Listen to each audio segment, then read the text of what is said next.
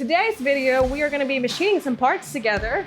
You can see this big old pile of 6061 aluminum. We're going to be putting it on the Tormach here, the 1500MX. It's going to be electrical housing. Got some really cool features, lots of pockets, drilled and tapped holes. It needs it to get the chip evacuation going on, which you can see is working very nicely. You can evacuate those chips and blow them right out of there, so you're not risking the chance of recutting chips, ruining your surface finish, or also just dulling your end mill in general. So, all right, guys, this is the part that we will be machining together today. It is an electrical housing.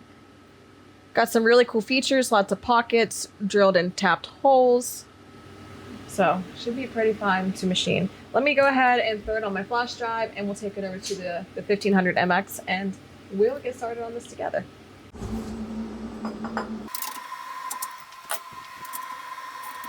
Okay, we're gonna pull up tool 99, which is gonna be our probe.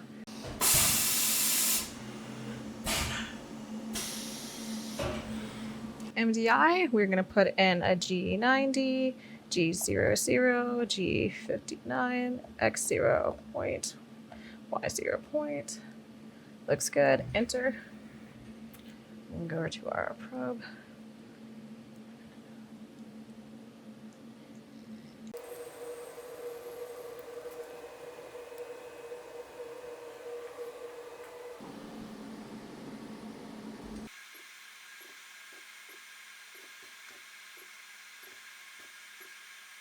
All right, probing's done, so we're gonna go ahead and send that home. But you know, like I got trained on using gauge blocks and edge finders, 3D tasters or testers, depending on who you are and where you're from. But you know, nothing quite compares to the efficiency and accuracy of using a probe. I mean, God bless technology. So I went ahead and uploaded my program. Let's see, we can find it in here. There she is, load it.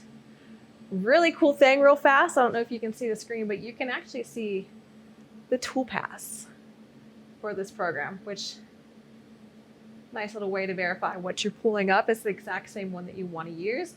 And then what we can do here is we can go back to file. If I want to go to push the edit button. So if I wanted to look at my code and maybe even edit it, I could do that here. Like you got the whole screen.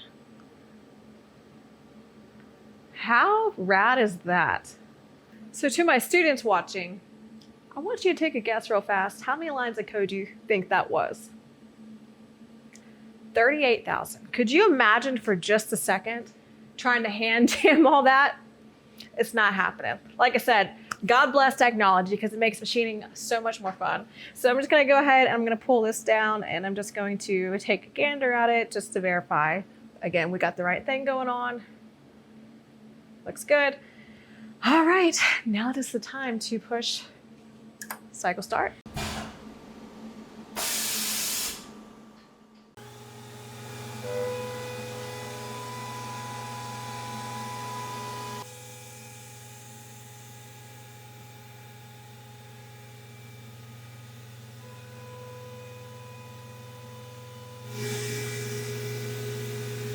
Nice.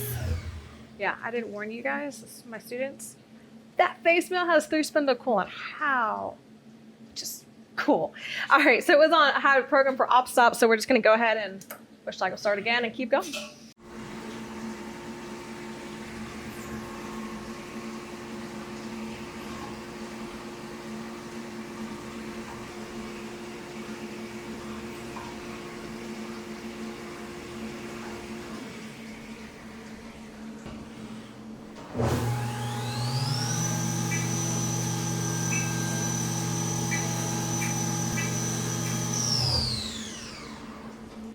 If you're wondering why I have so many op stops in this program, 1, I am proving this out for the first time. And then 2, I'm filming at the same time. So it allows me to be able to make sure I'm recording from different point of views without rushing around with the tripod, missing a tool change or something.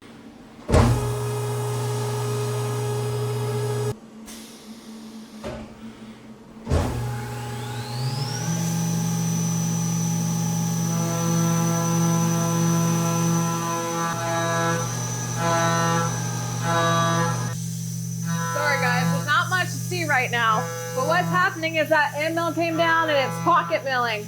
So I I don't really want to turn off any of the coolant for this. We've got, you know, it needs it to get the chip evacuation going on, which you can see is working very nicely. So yeah, hang tight. It'll be interesting here in a little bit.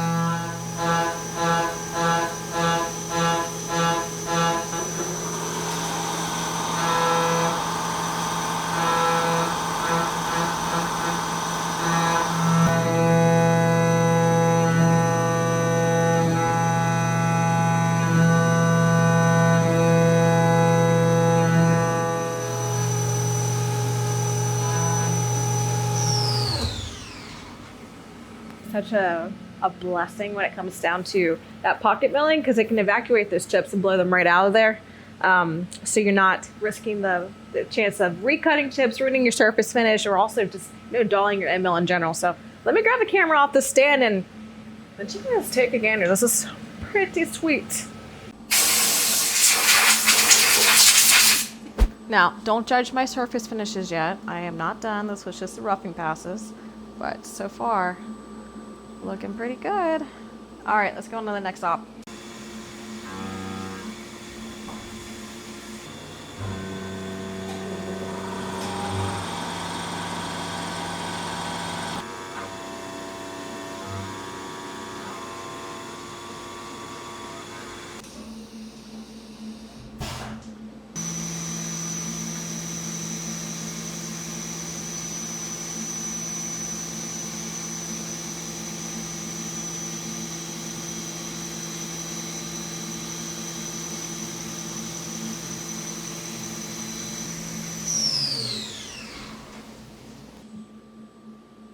Do the official ET touch here.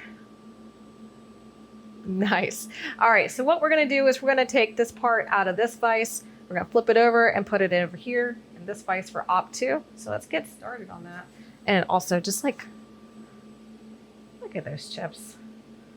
So nice. It's like making confetti. And then we're gonna torque wrench it to 15 foot-pounds.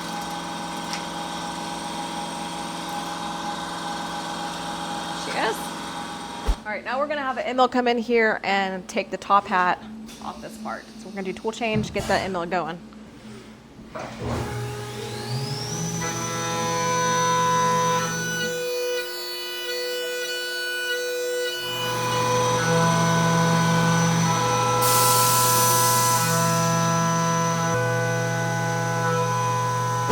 All right, folks, good old op stop.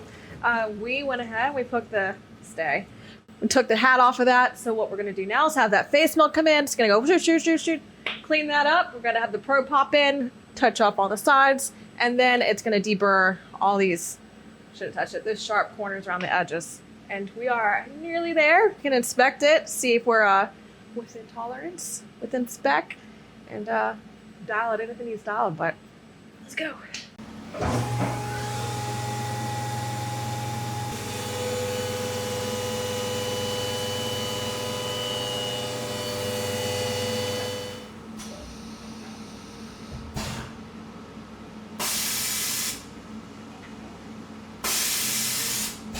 All right, let's go ahead and probe it.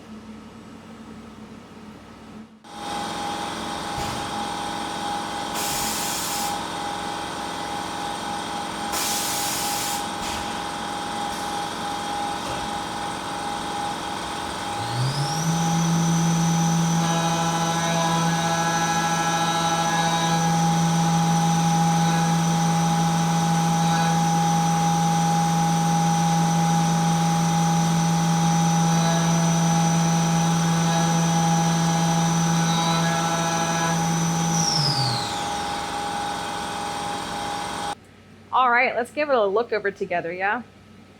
That is a pretty nice finish. Catches the light. I always call it the ET touch, when you can like run your finger and see your reflection in it. So cool. All right, but the backside chamfers look nice and even. Side finish, nice and smooth, consistent. Tapped holes look pretty dang good. Pockets, nice and crisp, and internal radiuses, surfaces, and everything, nice and smooth. You know, honestly, the benefit of using through spindle coolant when you're doing jobs like this, where you come in here and you got pockets, because that coolant's going to lift up all those chips and it's going to evacuate them out of the way. So you're not recutting chips, you're not ruining your surface finish, and honestly, you're getting a longer tool life too, because you're keeping everything clean and out of the way. So I'm going to inspect this back here. If you see in my tool crib, I have all my inspection stuff back there, but I'm going to do it off camera just so I can focus on what I'm doing and write down the inspection report at the same time. But I would be quite surprised if it is not with inspect, because it looks pretty dang, if you ask me. So if it is, I'm going to consider this program completely dialed in. We'll take the op-stops off, let it run into production, and finish the rest of these. But thank y'all so much for hanging out with me today. Make sure you turn on your notifications for Practical Machinist. Give them a follow, and while you're at it, go look me up on Instagram. It's Rebecca.Wolfinger, and I will see you guys again very soon. Thanks for hanging out with me. Bye.